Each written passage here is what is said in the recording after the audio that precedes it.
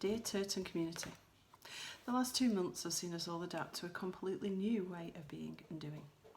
Undoubtedly this time and its events have impacted upon all of us. It will have changed us all in some way. Since school suddenly stopped on the 20th of March, the news has been full of fear for the coronavirus. We've all seen desperately sad stories of those who've lost their lives and been directly affected by this pandemic. For the first time in the vast majority of our lives, we are surrounded by fear of an enemy we cannot see. We're not even fully sure how it moves or where it is.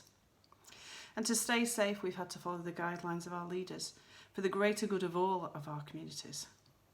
We're starting to hear bandied around words like a new normal to describe our futures. We have no real idea of what these things might look like or when they will come. And we've swapped a seemingly known future for a much less uncertain one.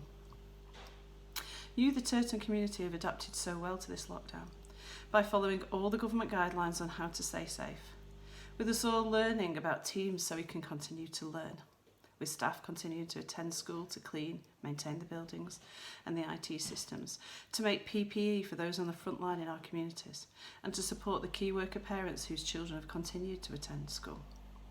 We've all been keeping in contact with those we cannot see, physically by video calls, emails, letters and phone calls. It is easy to focus on the things we've missed out on: exams, chatting to friends, milestones like prom, the marking of another school year successfully completed, being with family as we mark new arrivals and the loss of those we love dearly. For us all, there have been many sad and sorrowful points in the last 10 weeks. But lockdown's brought many positives as well. We've all learnt to utilise technology to keep us together and to continue to learn. The staff have used Office 365 like never before, and Teams has allowed us to teach remotely in a way I would never have imagined was possible. As teachers, it's made us think carefully about how we deliver new learning. I know I've learnt a new appreciation of the instant feedback the class gives me when they're right in front of you. We have to be much clearer in our communication when personal interactions are removed. This lack of personal interactions means that we value any social contact. Personally, I've chatted more to family and friends in these last 10 weeks than at any time previously. Video calls have been a lifesaver to connect to those who are far from us at this moment. We've all had to adapt to this way of conversing, and it's daunting as we start to do this.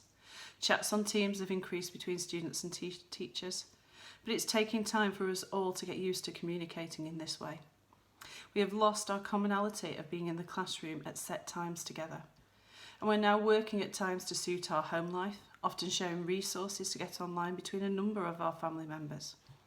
We've all had to become more flexible, more tolerant of each other's situation, more kind. When we finished school in March, we all believed we would have more time. What would we do to fill this time? How would we manage? And yet the more time hasn't meant less busy. Instead, we're spending more time connecting. I value each connection I have with other people more than ever before, and conversations are given more time and more thought without the pressure of the next demand waiting at the door. The world feels slower, and yet so much richer for it.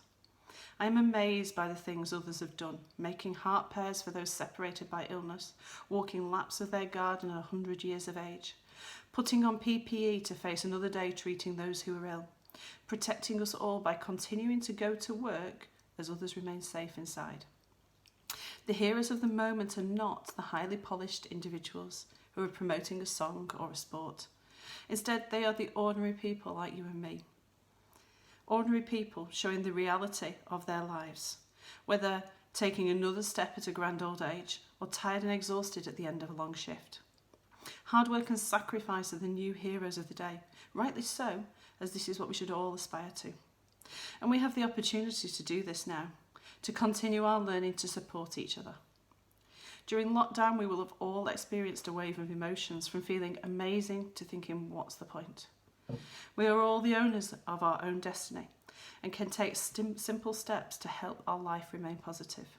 For example, creating routines of when we eat, sleep, study, exercise, by observing the world around us, the amazing wildlife and beauty in our surroundings, to be thankful for even the smallest things, and by doing a kind act for someone else.